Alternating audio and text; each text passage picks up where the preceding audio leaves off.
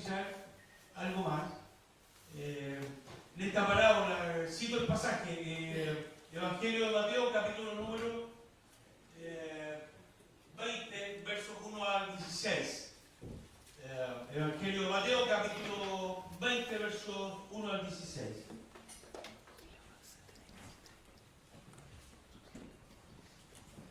Ese es nuestro pasaje. ¿Ya? Estamos con una serie de las parábolas y vamos a continuar en esta parábola que hemos estado viendo.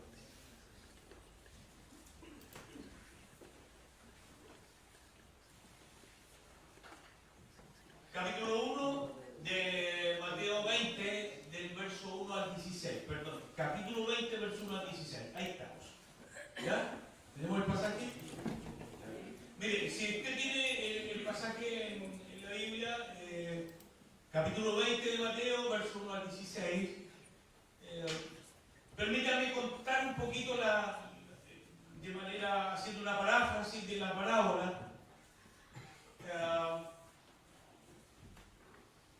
Jesús compara, porque ese es el gran tema de las parábolas. Las parábolas son esencialmente una comparación. Eso es lo que sugiere el término también en el griego. Parábola es comparar. Y Jesús, a través de las parábolas, va entregando enseñanzas profundas acerca de lo que es el reino de Dios. De tal manera que este año yo les he desafiado a acercarnos a las parábolas. Trabajamos ya varias. El domingo pasado estuvimos con esta y vamos a volver una vez más a continuar con esta parábola. ¿Ya? Dice que había un señor, un padre de familia, que tenía una viña, un viñedo. Y en este viñedo, este padre de familia que da a entender el contexto que es adinerado, acaudalado, que es rico, que tiene abundancia, dice que salió muy de mañana y fue a buscar a algunos trabajadores para trabajar en su viña. Pactaron el día laboral y llegaron a acuerdo y fueron a trabajar temprano. Pero el dueño de la viña salió a buscar más trabajadores y quizás tipo 9 de la mañana, después vamos a ver con más detalle esto, encontró a otros trabajadores y los invitó, llegaron a acuerdo de salario y fueron a trabajar a su viña. Y después, cerca de mediodía, volvió a salir y encontró a otros trabajadores. Después en la tarde, y ya tipo 5 de la tarde, entre 5 y 6 de la tarde, volvió a salir al pueblo, a la ciudad, y encontró a algunos en una plaza, otros en una esquina, y les dijo: ¿qué hacen aquí desocupados? ¿Por qué no van a trabajar a mi viña? Y fueron contratados. Cuando llegó la noche, dice el relato de la parábola, que el señor de la viña, este padre de familia, mandó a su mayordomo y le dijo: anda, ve, convoca a todos los trabajadores y paga de acuerdo a lo pactado. Cada uno recibirá lo suyo. ¿Ya? Pero comienza desde los postreros hasta el primero. De los postreros a los primeros. Y así hizo el administrador. Y comenzó a cancelar y a pagar. Resulta que los que fueron contratados últimos fueron los primeros en ser convocados para la paga. Y resulta que, coloquemos una cifra, un día de trabajo vale 30.000 pesos. Más o menos, 40.000 pesos. Pero este hombre, entre 5 y 6 de la tarde, trabajó y trabajaría quizás una hora, poco más, y recibió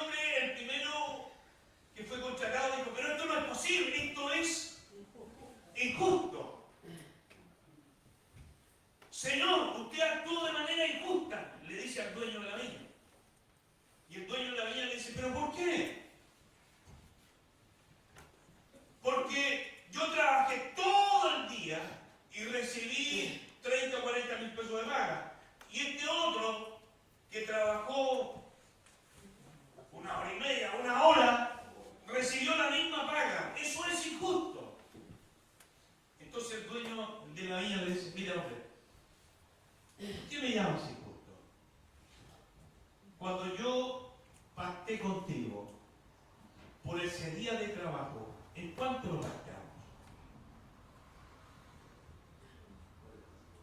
40.000 pesos. ¿Te estoy pagando menos de lo gastado? No. Entonces el señor de la viña le dice, que aquí aparece como el padre de familia, le dice, mira, yo soy el dueño. Yo cumplí contigo. Y como soy dueño de la viña y del dinero que tengo, yo puedo hacer lo que quiera con mi dinero. Entonces, esa es más o menos la parábola que tenemos hoy en el pasaje. ¿Ya? Permítanme. Padre, es tu palabra. Queremos estar subordinados a ella porque ella tiene toda autoridad. Tu palabra permanece para siempre, los cielos y la tierra pasarán, pero tu palabra no se cumplirá. Dice, ni una jota ni una tilde de ella dejarán de cumplirse. Y a tu palabra nos acercamos. Queremos recibir revelación de ella, que el Espíritu Santo se mueva en libertad entre nosotros, que ministre la palabra, que nos hable, Señor, a esta hora a nuestras vidas. Queremos escuchar tu voz, queremos oírte. Que nuestro entendimiento sea abierto a la palabra, pero no solo desde una comprensión de algo que desconocemos de ella y hoy hemos aprendido algo nuevo, no. Queremos, Señor, que tu palabra, como lo dice, pueda penetrar a las profundidades de nuestra mente, de nuestro corazón, de nuestra alma. Y que por esa obra del Espíritu Santo, tu palabra vaya haciendo la transformación de nuestras vidas en aquello que es necesario. Pedimos que esa presencia de su Espíritu ejerza toda autoridad en este lugar, en esta hora. Todo queda sujeto a Él, a Cristo, en el nombre de Jesús oramos. Amén. Bien. Ahí tenemos entonces el pasaje. Permítanme, por favor, avanzar un poquito para contextualizar aquello que vimos el domingo pasado para beneficio de los que hoy día están. Personajes de esta parábola. ¿Cuántos son los personajes que aparecen en esta parábola? Esto nos va a ayudar para entender más profundamente. El primer personaje que aparece es el padre de familia. Vamos a ir un poquito rápido. Los otros personajes son los trabajadores y el mayordomo. ¿Ya? Básicamente son los personajes relevantes de la parábola. El padre de familia, ¿cierto? Los trabajadores y el mayordomo. Y se acordarán que hicimos una pregunta. Cada uno de estos personajes, porque la parábola tiene esa gracia, hermano, que nos desafía un poquito la imaginación. La parábola nos invita a escudriñar, a profundizar. Cada uno de estos personajes, ¿a quién puede representar? ¿O a quién representa? El padre de familia.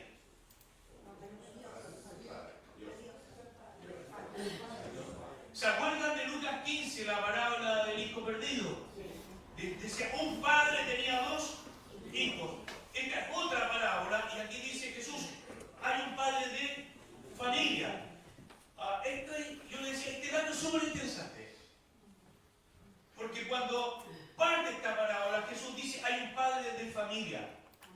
¿Qué nos da a entender eso?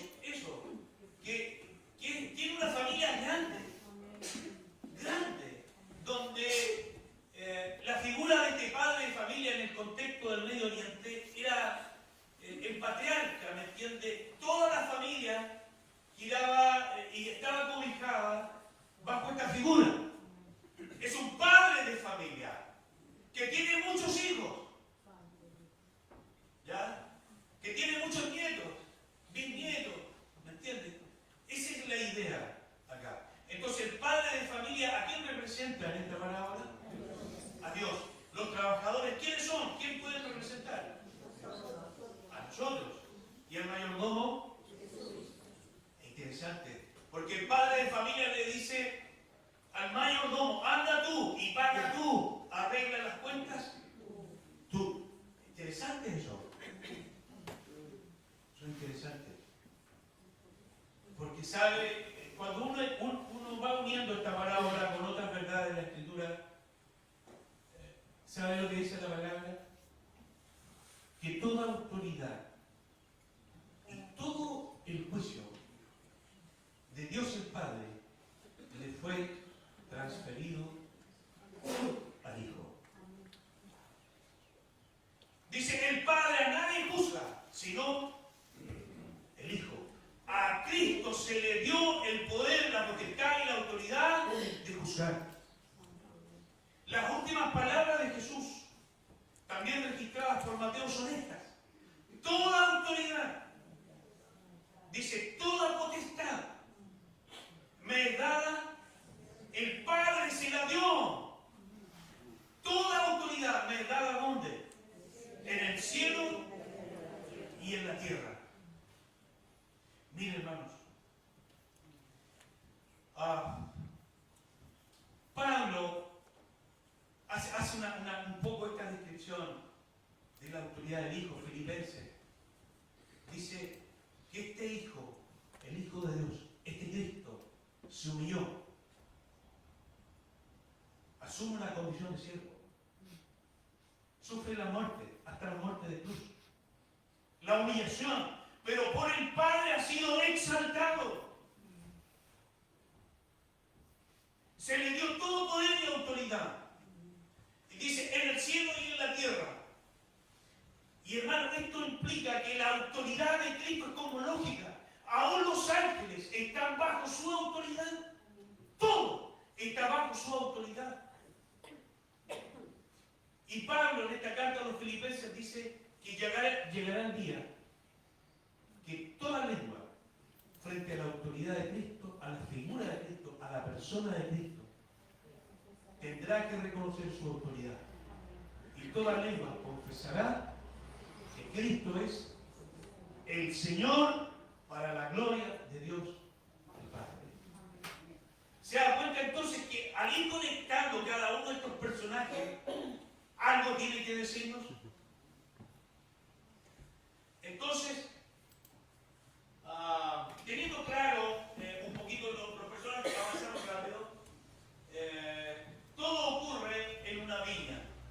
Toda la parábola está en el contexto de una viña. Mire, temas claves que encontramos en esta parábola. La soberanía de Dios. Algo de eso vimos el domingo pasado, vamos a retomar un poquito. El juicio final. La justicia de Dios versus la justicia humana. ¿Ya? La importancia de la actitud y la gracia de Dios. Todos estos temas, fíjense que están ahí presentes en esta parábola. Y son temas súper profundos, hermano. Tremendamente importantes. Así que nos hemos detenido en algunos de ellos y vamos a avanzar. Mire, la soberanía de Dios. Y hicimos algunas preguntas ahí que requieren respuesta. Mire, ¿quién es el dueño de la viña? Mirando la parábola. ¿Cierto? En este caso el padre de familia que representa a Dios. Él es el dueño de la viña. ¿Ya? ¿Puede sembrar lo que quiere en la viña? Sí. Es su viña. Puede eliminar el viñedo y sembrar papa. Elimina las papas y siembra trigo. Hace lo que quiere en su viña. Él puede sembrar lo que quiera. Puede hacer lo que quiera con ella. ¿Por qué? Porque de ella. Puede contratar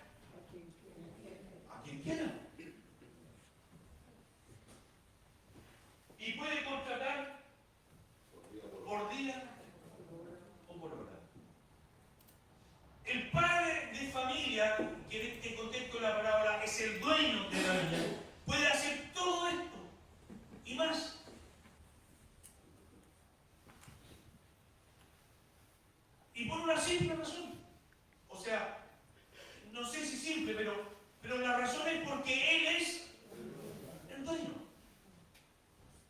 Entonces, cuando hablamos de la soberanía de Dios, tenemos que entenderla bajo ese concepto. Él es el dueño. Soberanía quiere decir que Él ejerce autoridad y dominio sobre todo aquello que le pertenece. Y hago esta pregunta: ¿habrá algo que no le pertenezca a Dios? Cero.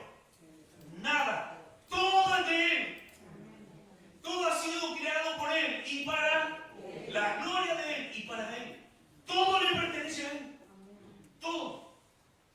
Y aquí estamos vaciando como visión, hermano. ¿Por qué?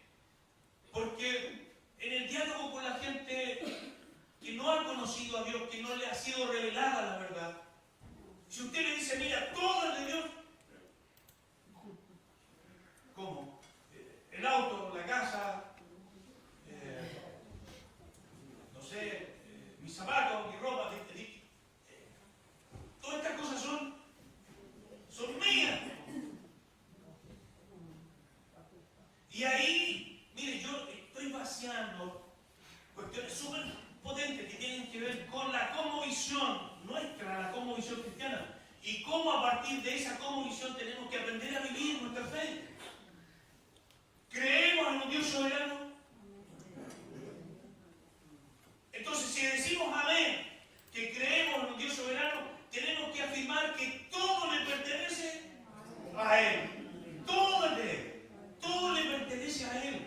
Y como es de Él y le pertenece a Él, Él puede hacer lo que quiera con lo que le pertenece.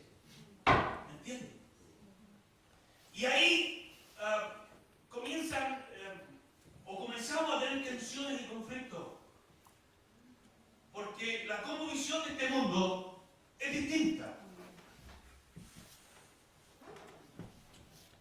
Esto es tuyo porque te lo ganaste.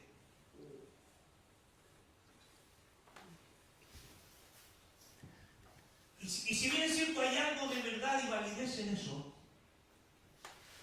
Y Pablo dice, sí, es verdad. Hay algo de verdad en eso. Pero aún el esfuerzo para lograr eso también viene de Dios. ¿Entienden? Entonces, cuando decimos que todo le pertenece a Él,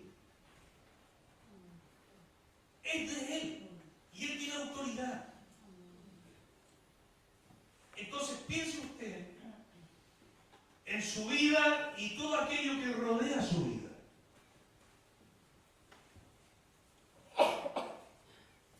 Usted mismo, yo, casa, hogar, los hijos, la esposa, el trabajo, el auto, la camioneta,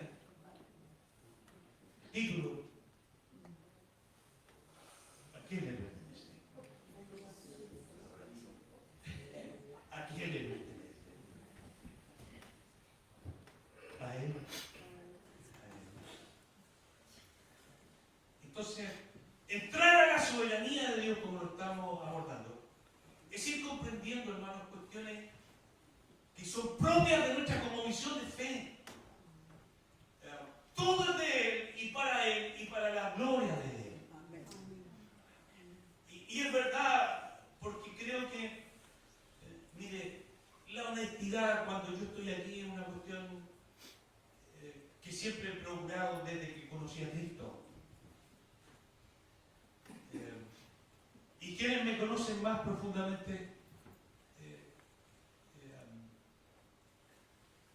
creo que han logrado captar esto y que es parte de un principio de vida. El que está aquí frente a ustedes, cómo habla con ustedes, lo que cuenta, lo que dice, es el mismo cuando no estoy aquí. Y déjenme decirle que tensiono muchas veces cuando hay cosas que uno logra a medida de su esfuerzo y uno inmediatamente le pone el posesivo, esto es mío, esto es mío. Pero debemos saber, entender que eso no es tan así. Todo le pertenece a Dios. Todo.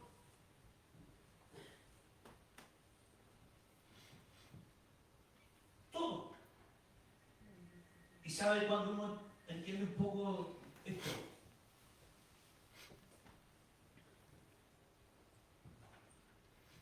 Cuando Dios te quita algo que te duele.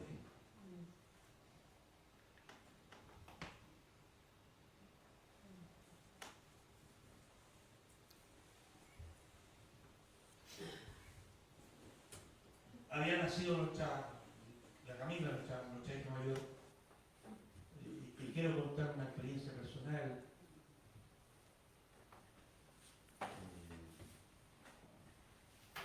Los hijos, y con mayor razón los nietos, tienen el poder de cautivar el corazón del padre y el corazón del abuelo.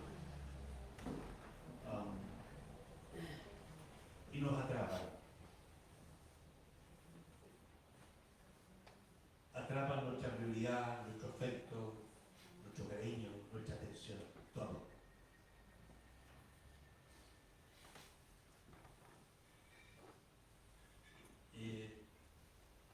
Cuando uno pierde la conciencia de que los hijos, los nietos, la casa, el auto son un regalo de Dios, y nuestro corazón se desvía, amando más la bendición que al Dios del cual proviene toda bendición.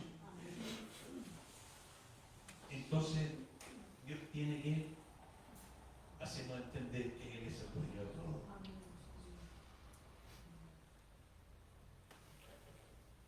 Y recuerdo muy bien, venía viajando, mire, en ese tiempo viajaba en bus y en micro. Como no, gracias a Dios, hoy día que tengo más facilidad para viajar de Temuco a Villarrica. Vivíamos en Temuco. Y aquí está, ¿no? Estuve chofer de buses, ¿cierto? Buses ya. Había unos buses antiguos que se abrían la ventanilla. Ahora no, había el vidrio completo. Me imagino que eso tiene algunas razones. Pero era verano, venía viajando. Y yo traía a mi hija en brazos, iba en el asiento apegado a la ventana y con el vidrio abierto. Y en uno de esos momentos,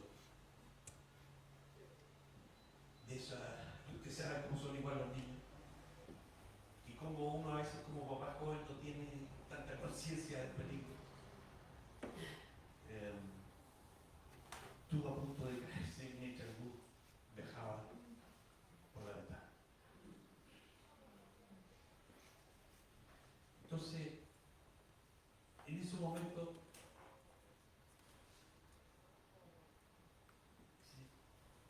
lo que yo te doy, también tengo el poder de quitarte. Eso es soberanía. Entender un poco de Dios. Por eso Job dijo, Jehová dio, Jehová quitó, sea el nombre de Jehová bendito. Que cuando hablamos de la soberanía de Dios es mucho más que una cuestión de definición doctrinal o aprender una definición teológica acerca de lo que es Dios. La soberanía de Dios debe ser entendida entonces como la facultad que Él tiene por derecho propio, porque Él es el dueño, de hacer lo que quiera, cuando quiera y de la manera que quiera con nuestra vida y todo lo que rodea nuestra vida, y no tiene que darle explicaciones a nadie. Eso es soberanía. Lo que Job nunca logró entender hasta que a finales partes del libro, capítulo 38-39, ahí se da cuenta. Porque en su peregrinaje buscó respuestas, buscó entender, buscó explicaciones de Dios. ¿Por qué? Explícame, ¿por qué me está pasando lo que me está pasando? Y Dios es soberano.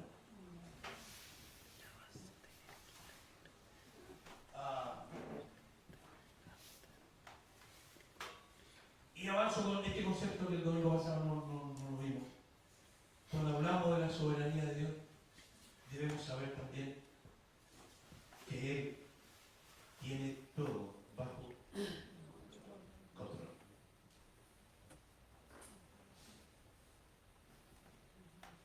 Soberanía de Dios implica que Él tiene todo bajo su control.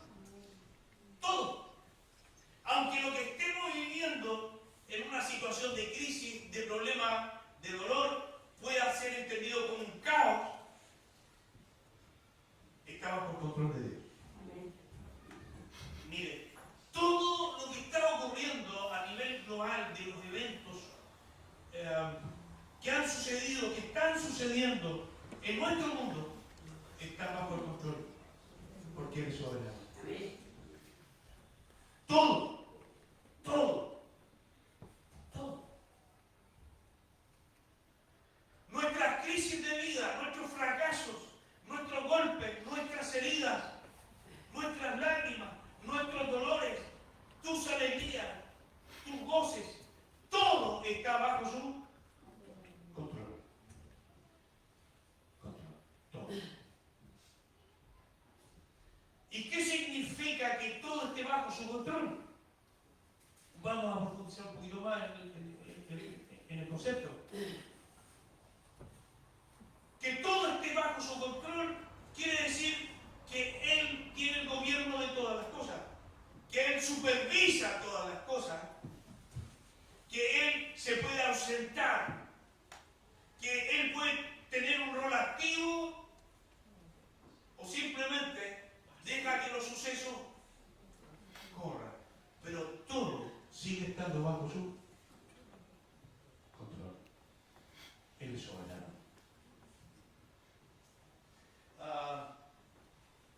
Hay otro tema que está aquí en la parábola,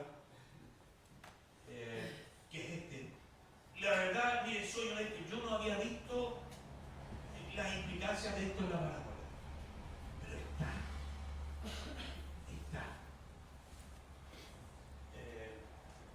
El juicio final. Bien. Y este versículo es súper interesante. Verso número 8 de Mateo 20. Cuando llegó la noche, el señor de la viña dijo a su mayordomo: llama a los obreros y págales el jornal, comenzando desde los postreros hasta los primeros. Mire, puse énfasis en algunos conceptos. Cuando llegó la noche. Cuando llegó la noche, entonces el señor de la viña envió a su mayordomo y le dio a la autoridad: anda tú. Fue enviado el mayordomo y abre la cuenta y paga, pero comienza a pagar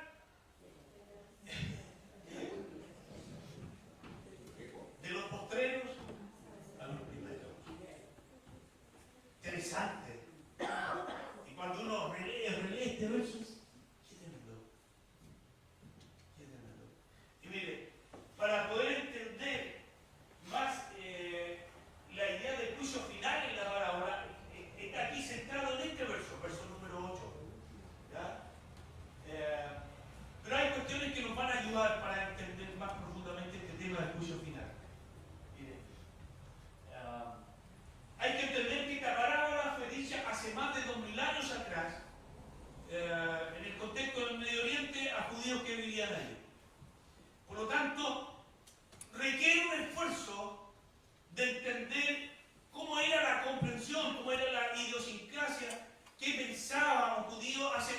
años atrás que escuchó una parábola como esta.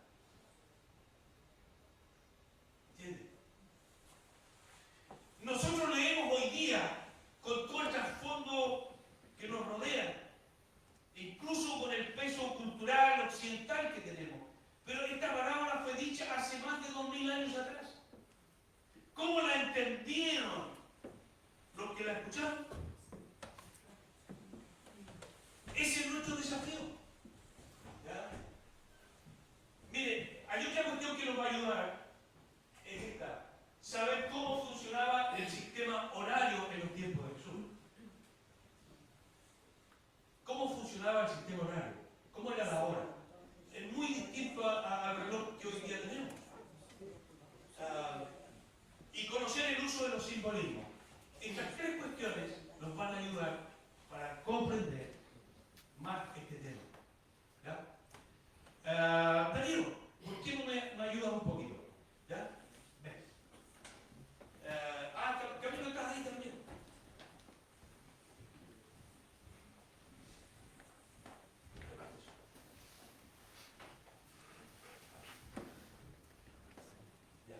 Le van a entregar una hojita.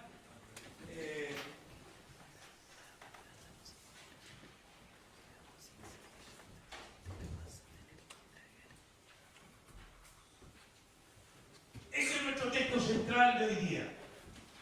Ese es nuestro texto central de hoy. ¿Ya?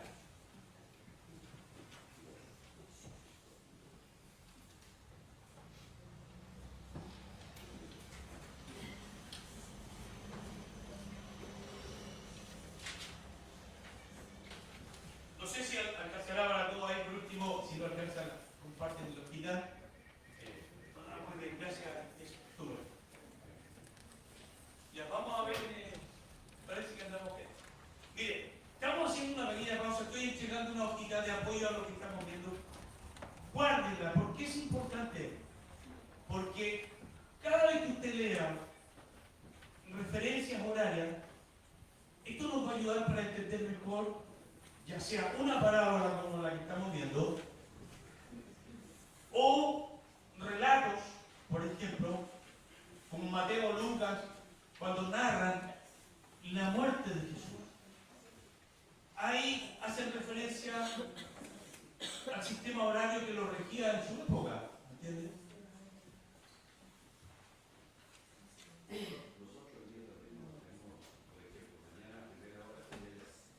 Exacto, pero hoy día nosotros. ¿Entiendes?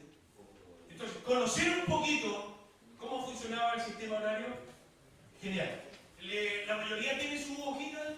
Ya, mire, yo le digo, guárdela porque le va a servir cuando se encuentre con referencia a la hora novena, a la hora tercera, a la hora... ¿Qué es eso? ¿Qué es eso de la primera vigilia, la segunda vigilia?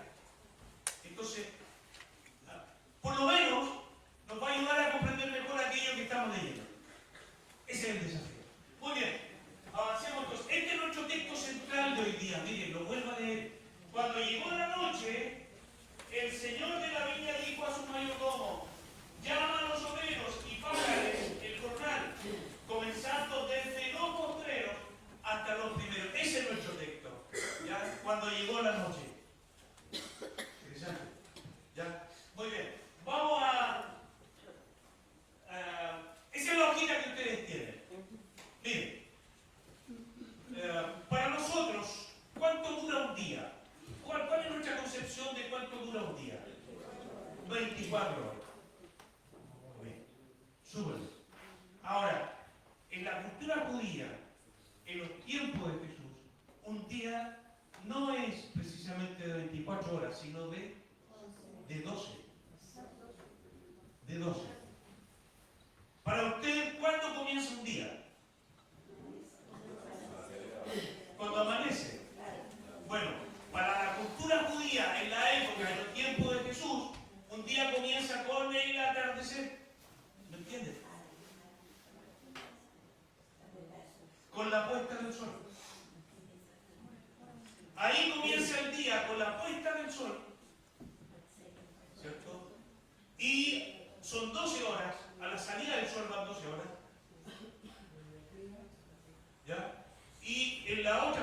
del sol, se cumple el día completo. ¿Me entiende? Que para ellos un día es de 12 horas, pero generalmente en los tiempos de Jesús comenzaba la comprensión de un día con el atardecer, con la puesta del sol. ¿Entienden? Entonces, el Shabbat hasta el día de hoy, para los judíos se inicia ¿cuándo? Cuando se pone el sol. Y dura hasta el otro día, cuando se vuelve a poner. ¿Entienden? Entonces, entender estas cositas nos van a ayudar. Nos van a ayudar. Entonces, lo que está con letra roja adentro es el sistema horario en la época de Jesús. Es como colocar el reloj invertido. No sé si me logran captar. Si las 12 estuvieran ahí, la 1, la 2, la 3, ¿me entienden? Ya. Muy bien. Hagamos entonces un ejercicio. Ya. ¿Qué nos dice la parábola? Que este padre de familia salió. ¿A qué hora de la mañana salió a contratar trabajadores? A la primera hora. Y la primera hora sería tipo 6 de la mañana. ¿Ya? Y ahí convino con un par de trabajadores, obviamente había un grupo y entre ese grupo seguramente un líder que lo representaba, ¿ya? Y se ponen de acuerdo, mira, tengo la viña y les pago tanto, ya, ni un problema. ¿Ya? Entonces hay un primer grupo de trabajadores que comenzó a trabajar ¿a qué hora? A las iniciando el día entre 6 y 7 de la mañana. Claro, exacto. Hay otro ciclo de 12 horas. Son 2 ciclos de 12 horas. ¿Ya? Entonces, los primeros trabajadores fueron contratados a esa hora de la mañana, tipo 6, 7 de la mañana. Después, si vamos a la parábola, hay otro grupo de trabajadores. ¿Y a qué hora es esa? ¿Qué hora era? 9 de la mañana. Entonces, ¿estos dónde estaban? En la plaza, parece. Estaban en la plaza. ¿Ya? En la plaza de la ciudad. ¿Ya? Nos reíamos un poco el domingo pasado, decíamos, había crisis laboral y se parece un poco a los tiempos que estamos viviendo. No ha cambiado mucho la cosa. ¿Ya? Había gente cesante aún en la época de Jesús. ¿Ya? Y tipo 9 de la mañana se pone de acuerdo, ya vamos a trabajar la viña por tanto fuera. Después hay otro grupo de trabajadores. ¿A qué hora se...? ¿Cuál es la hora sexta? A las 12 del día nuestro. Ahí fueron contratados otro grupo de trabajadores. Y después, la hora novena. Ya a las 3 de la tarde, pues ya. ¿Qué voy a ir a trabajar a las 3 de la tarde? Diría, ¿cierto? Ya, fueron contratados otro grupo a las 3 de la tarde. Ya, y el dueño de la viña, el señor de la viña, es interesante. Fíjense que es el señor de la viña el que salió a buscar los. Ya. Y después, ¿qué más dice la parábola? ¿Cuál es la hora undécima? Entre 5 y 6 de la tarde fueron los últimos que fueron contratados.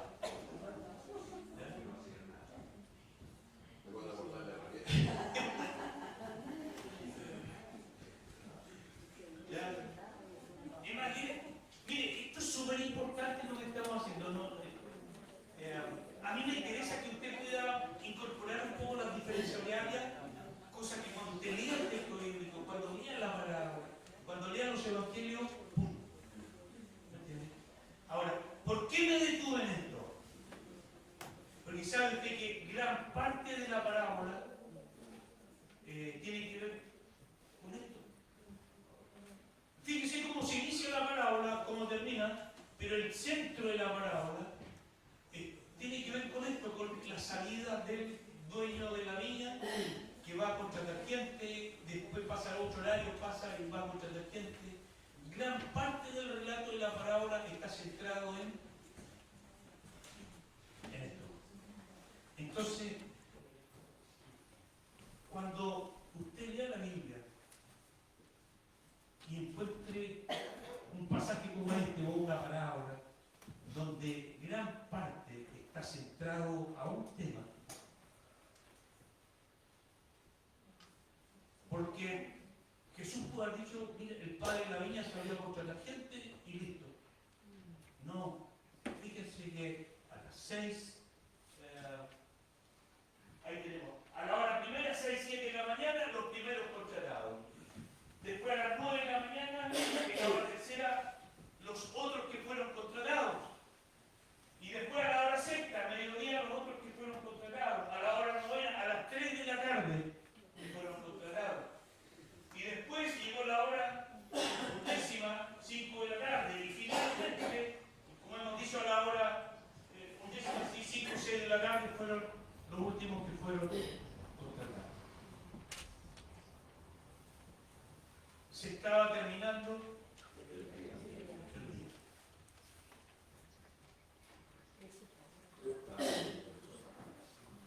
Bien. Después de haber hecho este ejercicio, volvemos a leer este verso.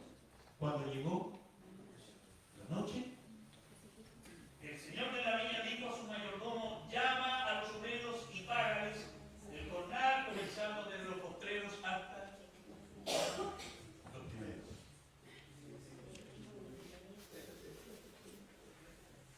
Haber conocido cómo funcionaba el sistema horario nos abre un poquito para entender esto ahora. ¿Se abre un poquito más nuestra comprensión? Mire,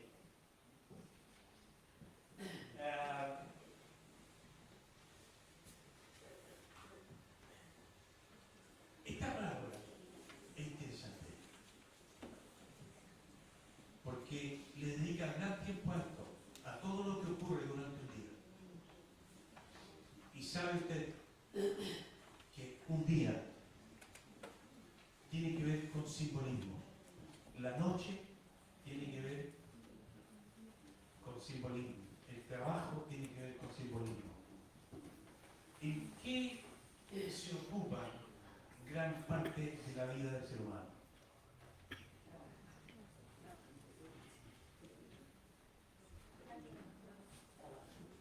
En su trabajo. En eso se ocupa gran parte de nuestra vida, hermanos. En el trabajo. Y se nos va la vida. Y yo creo que aquí hay un tema súper profundo, potente, súper contextual. Dios tiene que decirnos algo a través de esta parábola. Un día puede representar, puede tipificar la vida. Definitivamente. El transcurso de un día es la vida. Aquí está representada tu vida, nuestra vida, en el transcurso de un día. Naces, uno llega a la vida adulta, trabaja, llega al atardecer de la vejez y nos alcanza la noche de la muerte. Por eso yo decía, cada uno de estos, de estas expresiones tenemos que entenderla con su simbolismo. Un día es el ciclo de la vida. Y el ciclo de la vida está dado por la niñez, la infancia. La tarde es la vida adulta. Y la noche es la vejez y la muerte. Aquí habemos varios que estamos.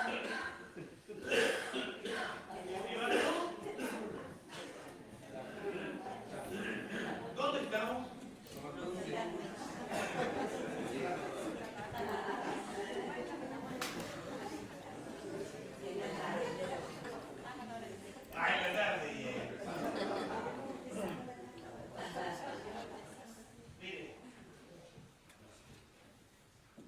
Así como el día puede representar el ciclo de la vida, la noche en la simbología bíblica significa terror, oscuridad, miedo, muerte.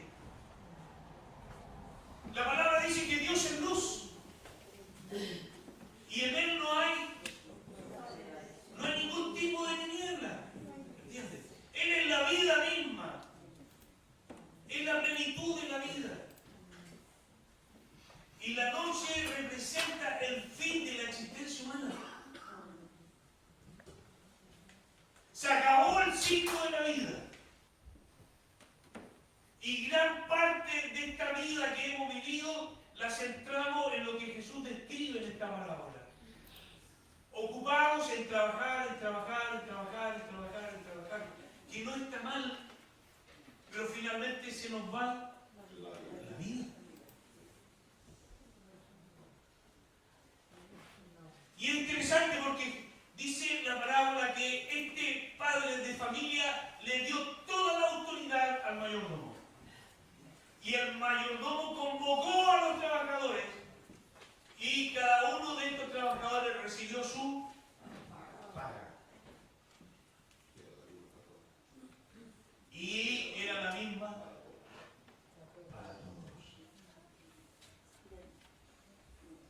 ¿Saben?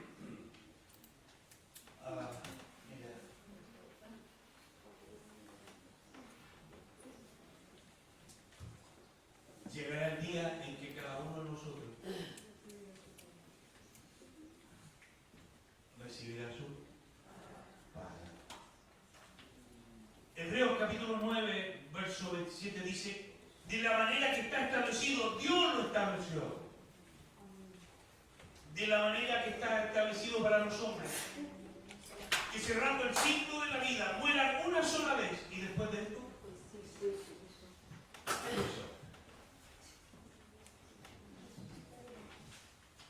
después de esto, pues. Entonces, en esta parábola, fíjense que finalmente a mí me da la idea de que hay varias cuestiones súper importantes a nivel de lecciones de vida en este tema que estamos abordando del juicio. ¿En qué estamos nuestra vida? Esa para mí es una pregunta. ¿Cómo estamos viviendo? ¿Qué vale la pena? ¿Qué vale la pena en nuestra vida? ¿Qué vale la pena?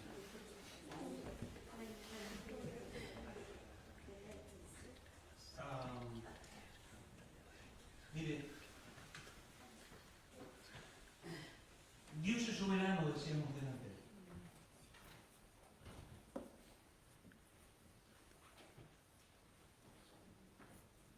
Y entendiendo todo lo que significa esa soberanía de Dios. Hay cuestiones que yo le he dicho al Señor, yo no quiero esto. Ahora, si Él me lo quiere dar, tendré que aprender a digerir eso. Pero hay cosas que le he dicho a Dios y yo no quiero esto. Y no me gustaría pasar por esto. En su soberanía, Él puede decir, mira, lo siento, pero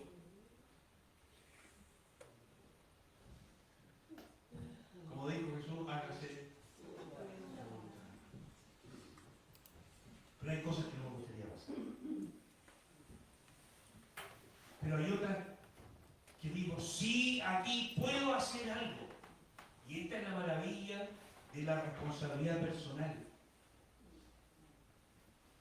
Dios nos creó con esta maravilla de la responsabilidad personal. Y he visto a mucha gente. Y aquí, no sé si alguien conoció a Pepe Roa. Lo conocí mayormente en el liceo durante 3 años mientras estuve haciendo clases.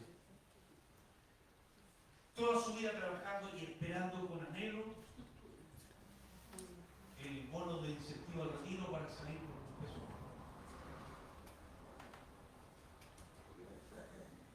Y se murió un mes antes que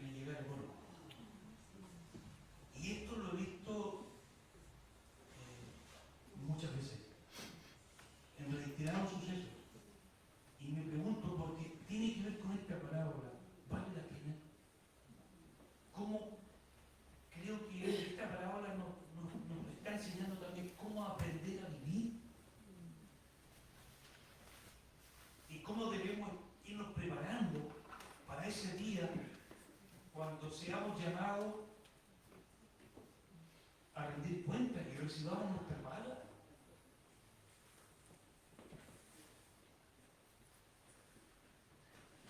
Y cada uno recibirá su paga.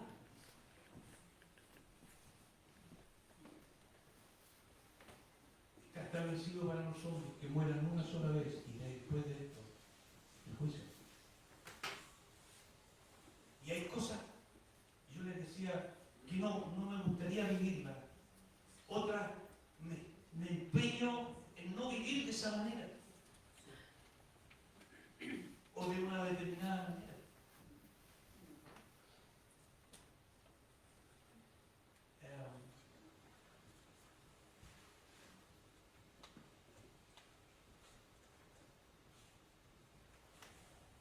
Porque en algún momento nos va a llegar la noche.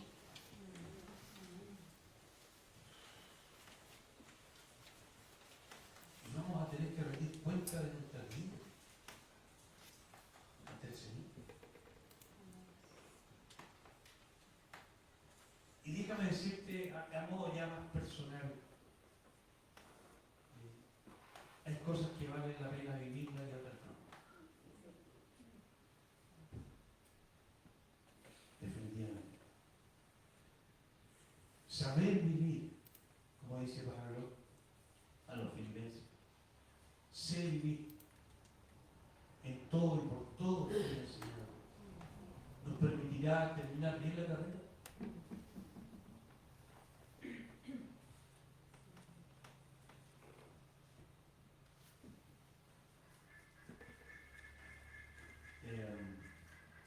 Y cuando llegue ese día frente al Señor,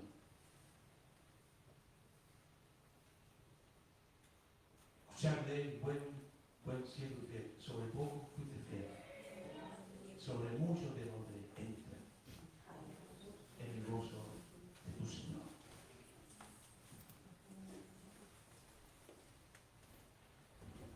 Quisiera ser el anhelo de tu corazón, de nuestro corazón, escuchar del Señor estas palabras. Porque no sabemos ni el día ni la hora.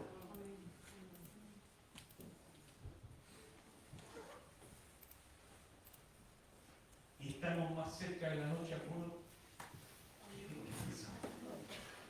y la vida se nos va.